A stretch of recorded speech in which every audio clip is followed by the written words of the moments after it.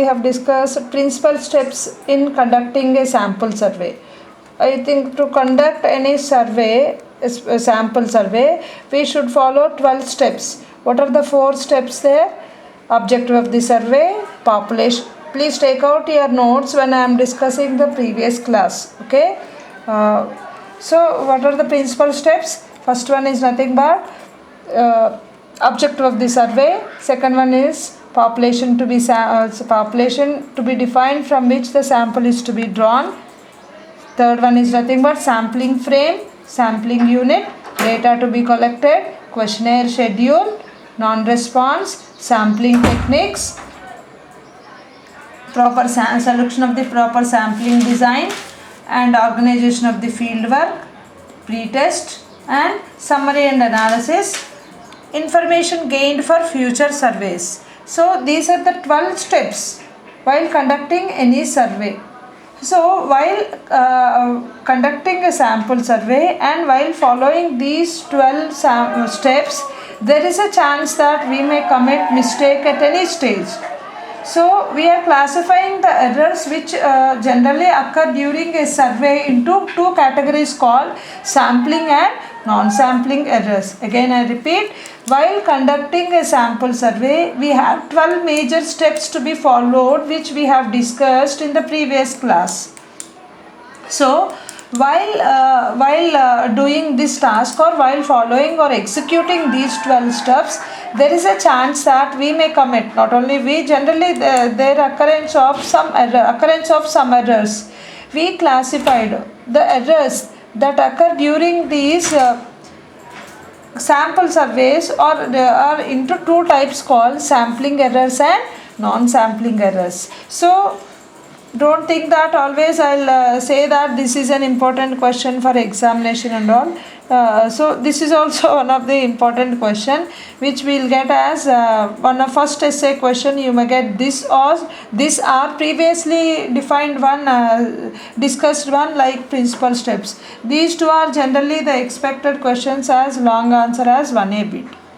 Now long answer. Now what are these sampling and non-sampling errors? We have classified the surveys into either complete enumeration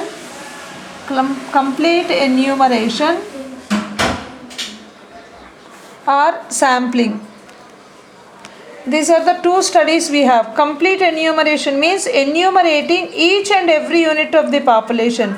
If the population is finite, if it is possible or if it is necessary, we are going to study or enumerate each and every unit of the population, which is called complete enumeration. Sampling means whenever the population is finite or infinite, to get accurate results or to reduce the time and cost of the survey, we are going to consider a small subset of the population which is called sample, and we are going to analyze the sampling units and we are going to draw the conclusion about the population which is called sampling. So some of the errors are associated with complete enumeration, some are associated with sampling, some are associated with both.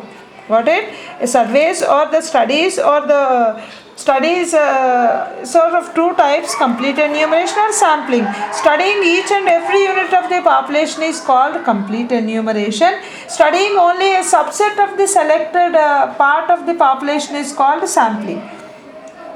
As I said you, that the errors may be exclusively with complete enumeration, the errors may be seen only in sampling or may be seen in both. So those errors are classified into 2 types called sampling errors and non-sampling errors. These sampling errors are only seen in this sampling technique, whereas these non-sampling errors are seen or may occur in complete enumeration as well as in sampling errors. Sampling errors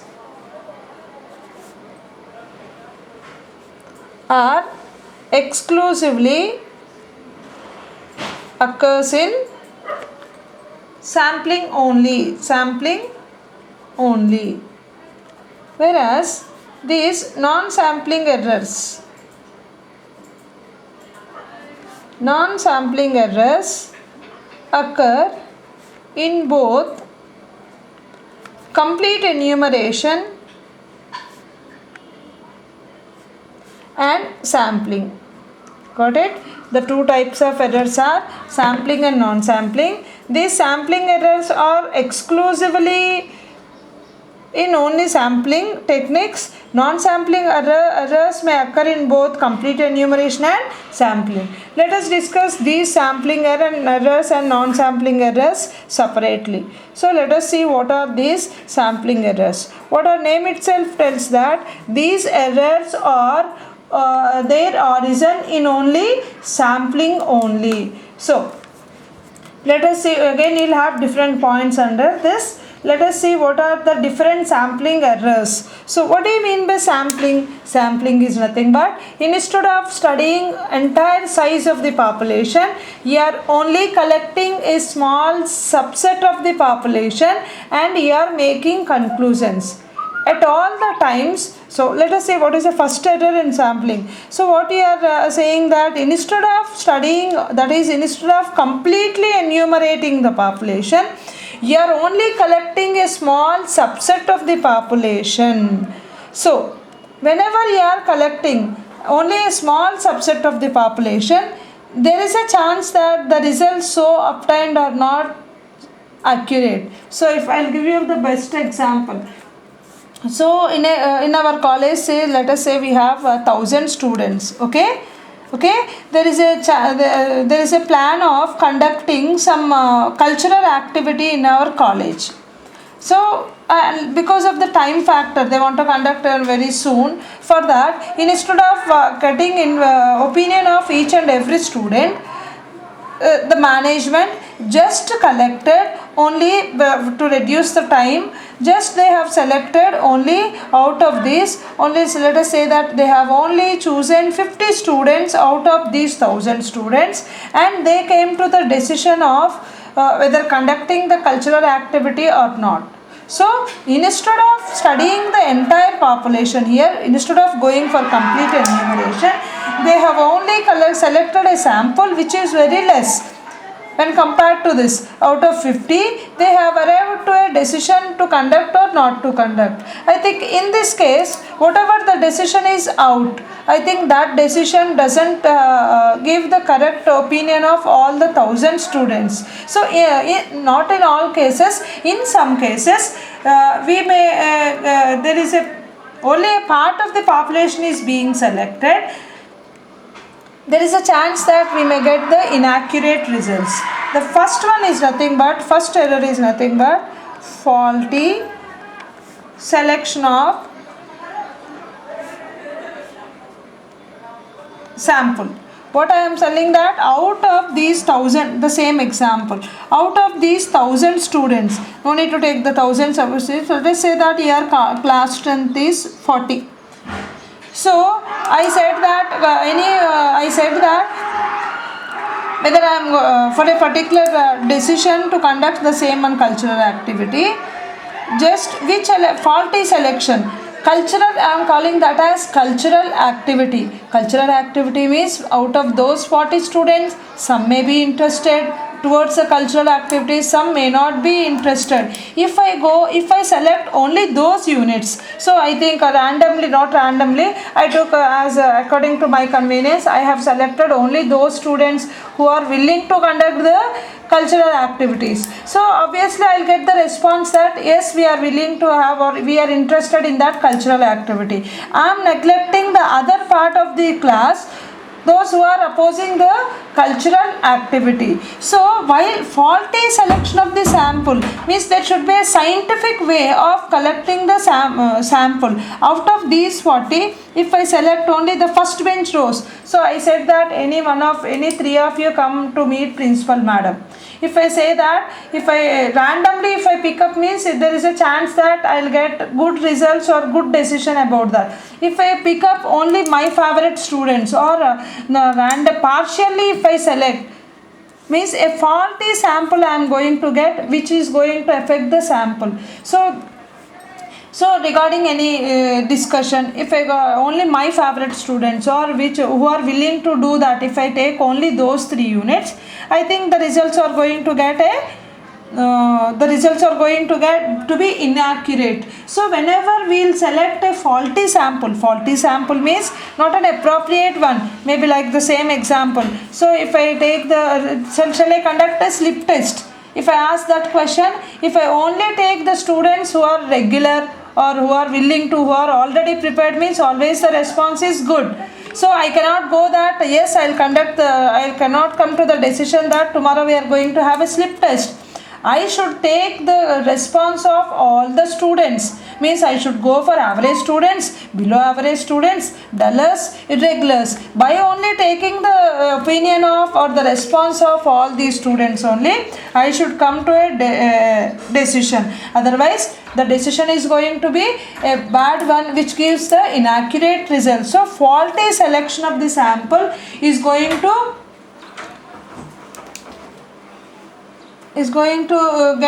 give the inaccurate results. The second one is nothing but substitution. The second error associated with this is nothing but substitution. Did you remember or not? I have used a term called non-response. Non-response means, non-response is nothing but whenever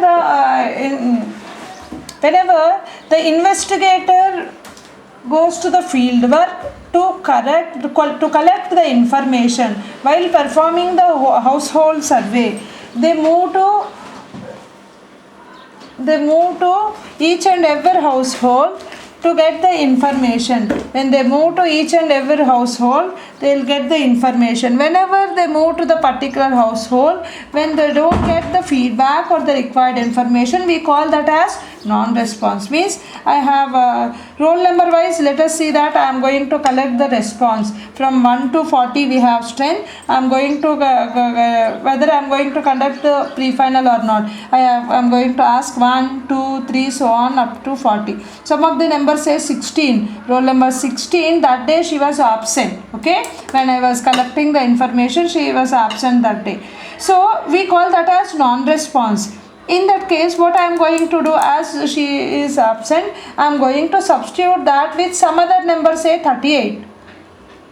Okay, whenever we have a non-response, generally what we'll do, we'll go for a substitute for that. I will collect the response from the other student who is present on that day. So can I take the response of these two as the same? So whenever we make a substitution for the unavailable unit, there is a chance that which leads to bias. The response of these two may not be same, as out of 40 students, I want to get 20 students response in order from 1 to 20. If 16 is absent, I cannot take the response of 38. If for my convenience, as I need 20 in number, if I substitute 38 with 16, roll number 38 response with roll number 16, also I am going to get different results when compared to the actual. Means whenever we substitute a non-response unit with a available one, we are going to get a biased results. The next one is nothing but faulty demarcation of sampling unit. I think this word, even though you know this demarcation is, let us see what is demarcation. As I said you, these papers are exclusively applied statistics. So these are actually used in field experiments. Field experiments, if you consider the agricultural field, that is subdivided into plots. If I take 4 acres of land, or maybe all the 4 acres are not same in case of their fertility. Fertility of the soil may not be same from this unit to this unit. So while marking this, I have marcation means marking those into individual units. These 4 units, while dividing into homogeneous one, I have 4 acres of land. I have subdivided into some 4 units with 4 rows and 4 columns. By treating this as homogeneous one, this is a homogeneous one, this is homogeneous one. I am marking the agricultural field into number of dividing the heterogeneous agricultural field into homogeneous one. The entire 4 acres is heterogeneous field. I have divided those into plots. Plot is nothing but an subdivided part of the field. I have divided this into plot 1 into plot 16. I have divided 4 acres land into 16 plots such that plot 1 is homogeneous, plot 2 is homogeneous, plot 16 is homogeneous. Now, what is the fault here to be made? There is a chance of while marking this. So these are the borders for this plot. While marking this, I may go like this. I may skip the while applying this or while choosing this. Instead of choosing this part, while marking, I may commit a mistake. While doing the field work, actually this is the homogeneous plot. While marcation is done, while marking that, I may cross the limit of the plot 1 and I may enter into the next heterogeneous one. So I am going to consider this as homogeneous, means actual one is this part is homogeneous, but while marking this, while because of the lack of investigator's experience or any other thing, we are crossing the actual boundaries of the plot, means faulty demarcation. This is especially committed when related to the agricultural experiment or field. So faulty demarcation of the plots may cause to a fault error, which is another type of the sampling error. One more very interesting sampling error is nothing but constant error, which is nothing but constant error. Did you remember those unbiasedness, consistency, efficiency? What is S square? Okay. What is S square? This small s square is called mean square error. This small s square is called sampling variance. We know that sample mean is unbiased estimator of population mean mu. No problem. Okay. What is unbiased estimator of population variance? Sigma square. Capital S square or S square? We did a very important theorem. Small s square is not an unbiased estimator of population variance, but capital S square is an unbiased estimator of S square. So instead of taking capital S square, we know that S square is UE of sigma square, but these two look the similar. This is nothing but you will get 1 by n minus 1, you will get this as 1 by n. So while doing the analysis, if I consider this population as population mean, sample mean is the unbiased estimator of population means, similarly if I take sample variance is the unbiased estimator of population variance, I am going to commit an error, means constant which we are using is fault here. So this is the last sampling error here. What are the 4 sampling errors? Sampling errors are exclusively seen in only sampling techniques. The first one is nothing but faulty selection of the sample, substitution, faulty demarcation of the sampling unit, constant error due to the improper choice of statistics for estimating the population parameters. If I consider small s square for this is not going to be the unbiased estimator whereas capital. This is an example where there is a chance that we may commit an error with respect to constant. These are the 4 sampling errors. Okay, thank you.